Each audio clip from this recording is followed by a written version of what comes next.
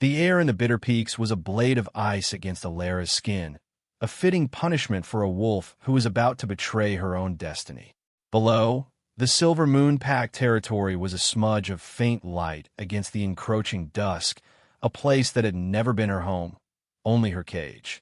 Tomorrow was the Luna trial, a test of strength, endurance, and spirit designed to prove a she-wolf's worthiness to stand beside the alpha. For Alera, it was not a trial of worthiness, but a carefully orchestrated performance of failure.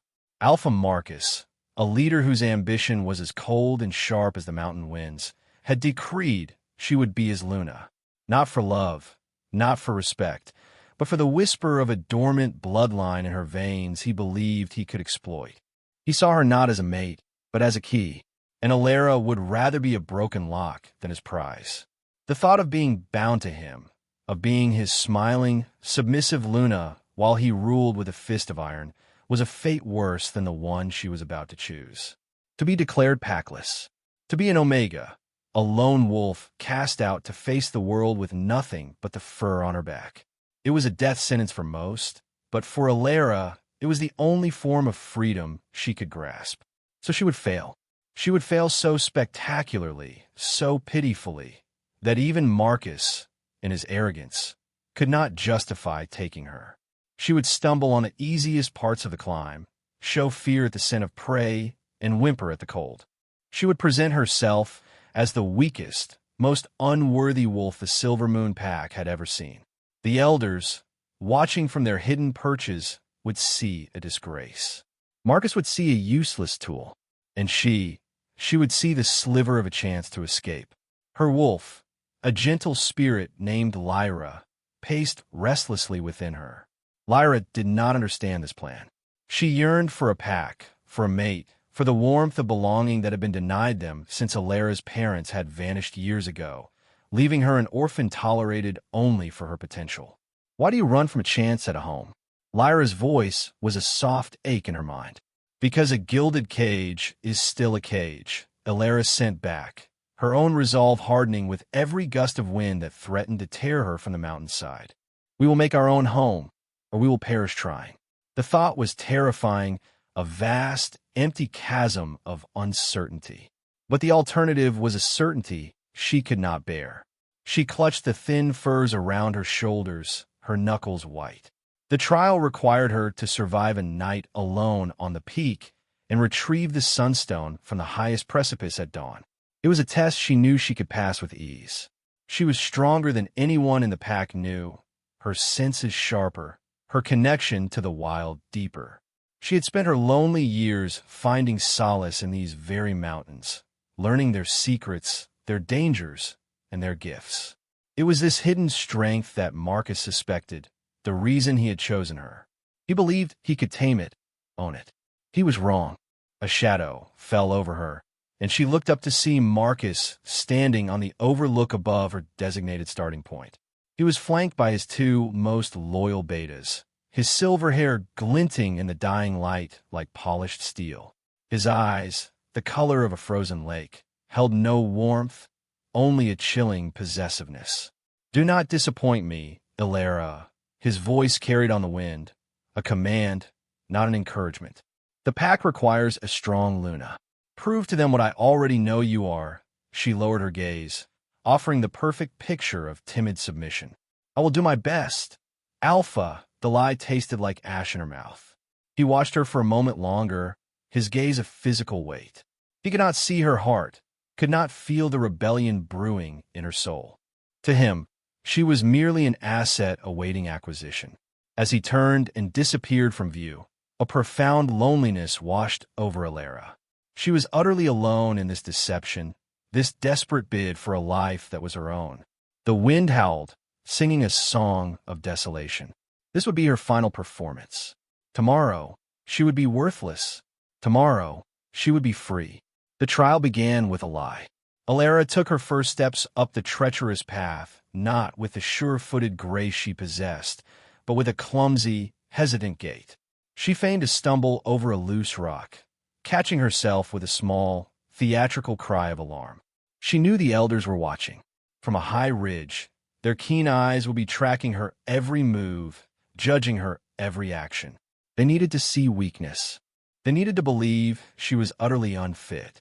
The cold seeped into her bones, a genuine hardship that needed no acting.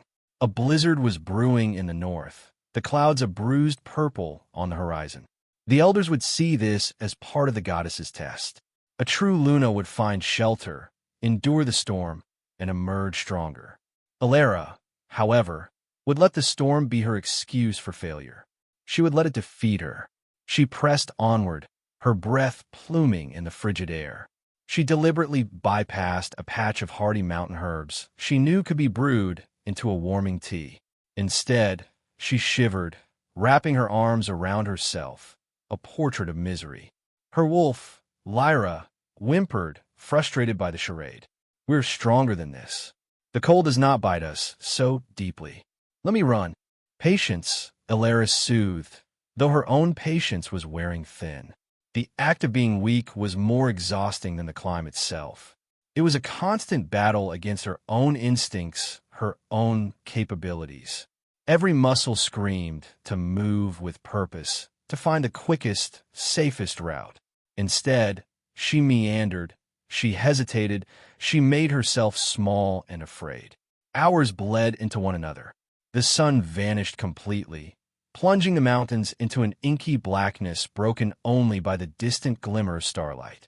The wind grew teeth, snarling and biting with sharp flurries of snow.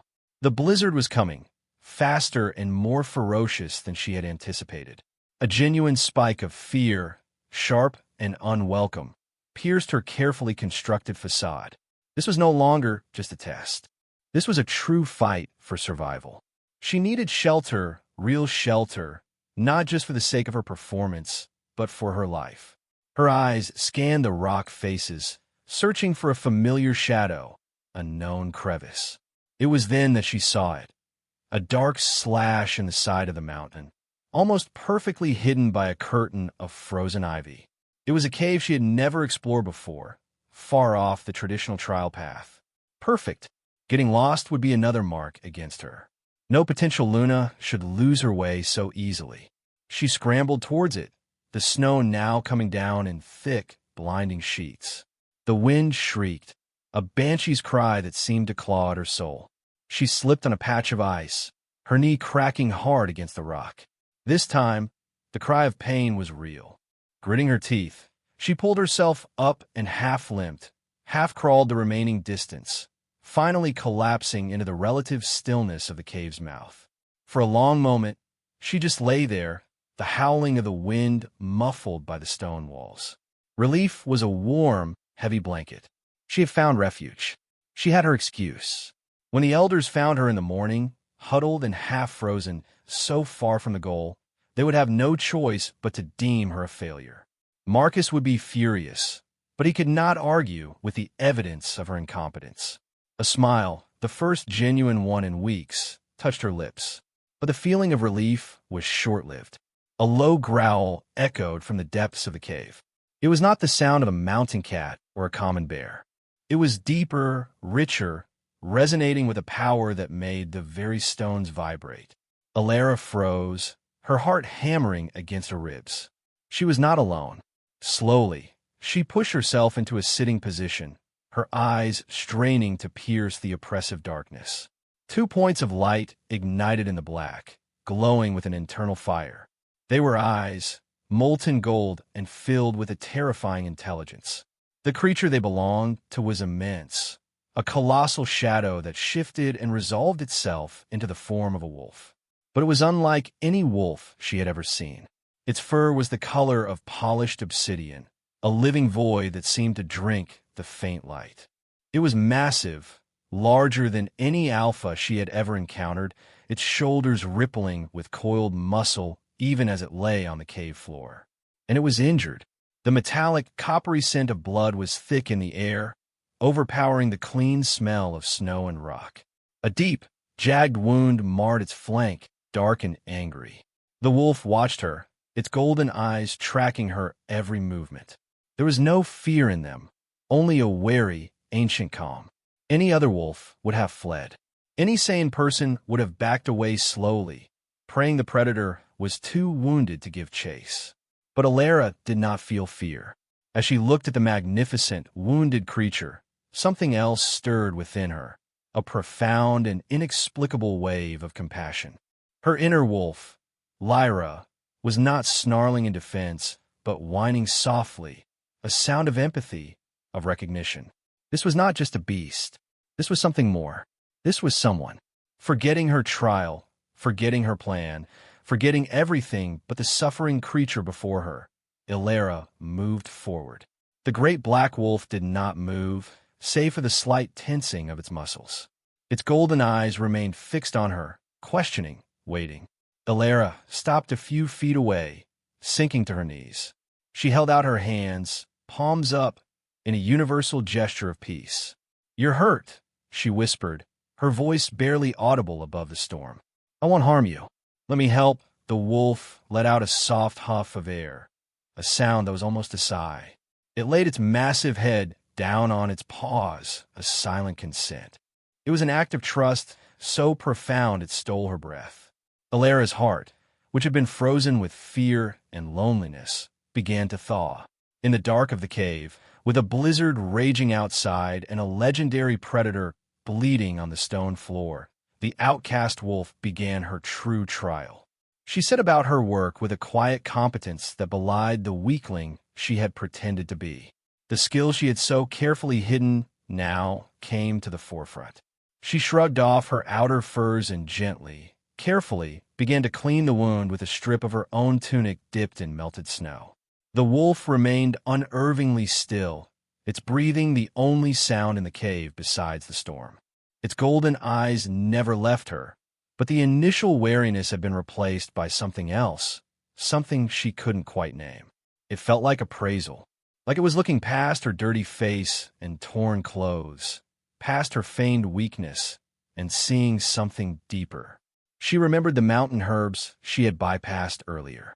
She needed them. Without a word, she rose and moved to the mouth of the cave. The wolf lifted its head, a low rumble starting in its chest. "I'll be right back," she said, her voice steady. "I need herbs for a poultice." To stop the bleeding and fight the infection, she met its gaze, pouring all her sincerity into her own. "I promise." The rumbling subsided. It seemed to understand. Bracing herself, she plunged back into the blizzard. The wind was a physical blow, but she was driven by a new purpose. This was not for the trial, not for the elders, not for Marcus.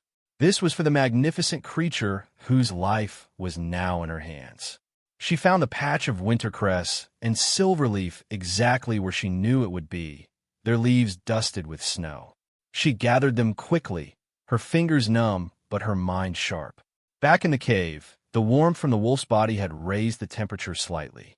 She crushed the herbs between two flat stones, the familiar, pungent aroma filling the small space. She gently applied the makeshift poultice to the wound. The wolf flinched, a tremor running through its powerful frame, but it made no sound of aggression. It simply watched her, its gaze intense and unnerving. As she worked, she talked to it, her voice soft and rhythmic. She told it about her life in the Silver Moon Pack, the loneliness, the cruelty of Alpha Marcus. She spoke of her plan to fail the trial, to escape a life that was not her own. She confessed her fears of being packless, of the unknown future that awaited her. She didn't know why she was telling it these things. Perhaps it was the isolation or the strange intimacy of the moment. The great wolf listened, its presence a solid, calming weight in the chaotic world. For the first time, Alara felt truly seen.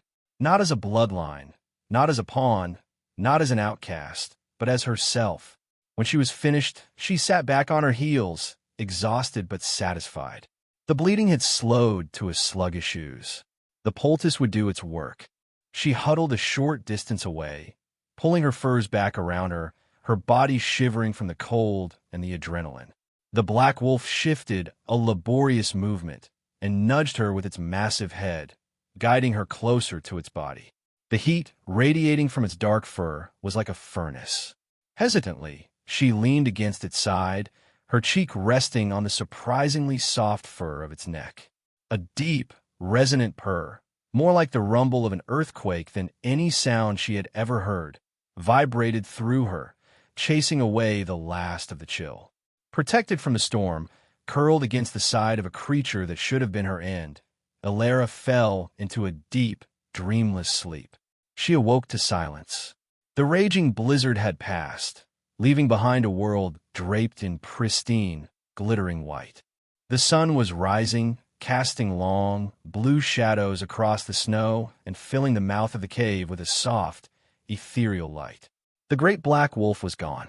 For a heart-stopping moment, panic seized her. Had it all been a dream? But then she saw the signs.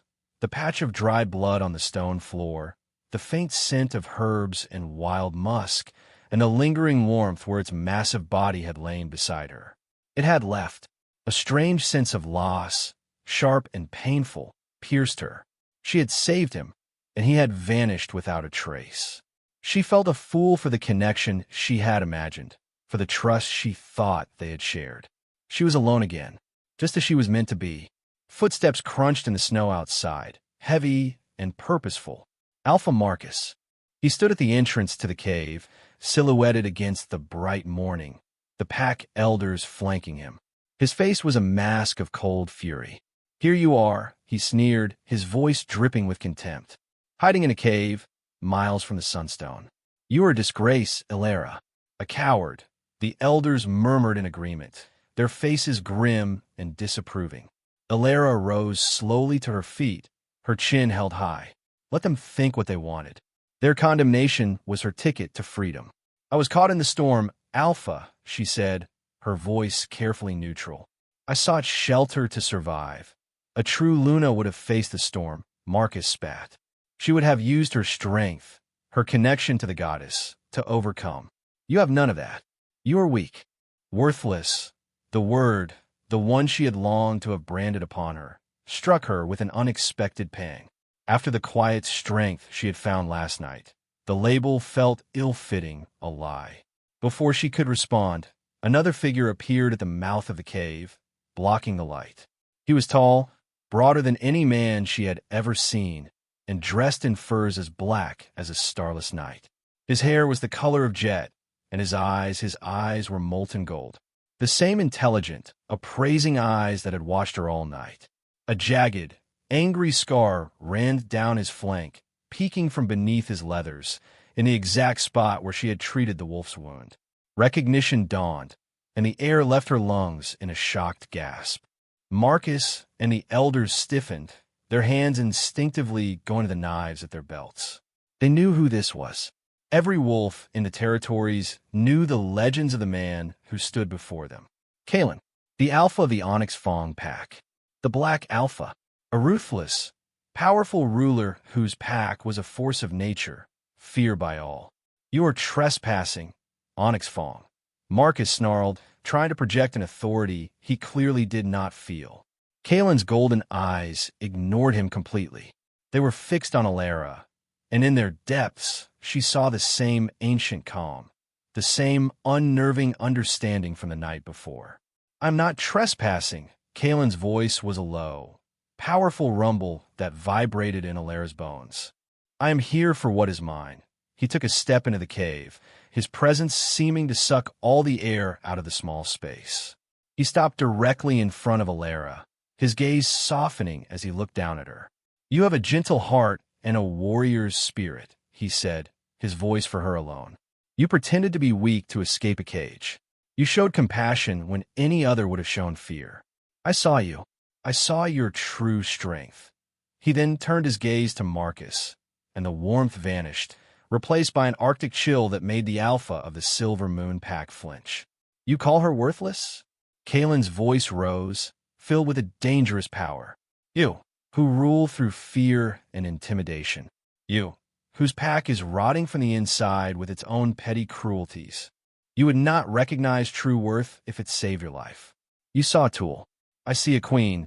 He looked back at Elara, his expression softening once more. He reached out and gently cupped her cheek, his touch sending a jolt of pure energy through her, a sense of belonging so profound it made her knees weak. A scent filled her senses, pine, smoke, and wild earth. It was the scent of home. The moon goddess does not make mistakes, Kalen declared, his voice ringing with absolute certainty. She led me here, wounded and near death, so that my mate could find me, mate. The word echoed in the silent cave, a pronouncement of fate that shattered Alera's world and rebuilt it in an instant. Lyra, her wolf, howled with joyous recognition inside her. This was him, the other half of her soul, the one she had never dared to dream of. Marcus stared, his face pale with shock and fury. That is impossible. She is of my pack. She is to be my Luna. She is of no one's pack but her own, Kalen corrected him, his voice dropping to a deadly growl. And she will be the Luna of the Onyx Fawn. She is my fated mate, and I claim her now. He wrapped a protective arm around Alera, pulling her against his side. She fit there perfectly, as if she had been carved from his own rib. The feeling of rightness was overwhelming. All the loneliness, all the pain of her past, simply fell away. This was her destiny, not the one Marcus had tried to force upon her, but the one the goddess had written in the stars. You will not take her, Marcus roared, drawing his knife, a foolish, desperate act. Kalen didn't even look at him. He simply raised his free hand, and a wave of pure, unadulterated alpha power slammed into Marcus and the elders, throwing them back against the cave wall as if struck by a physical blow. They crumpled to the ground, gasping for air, utterly dominated.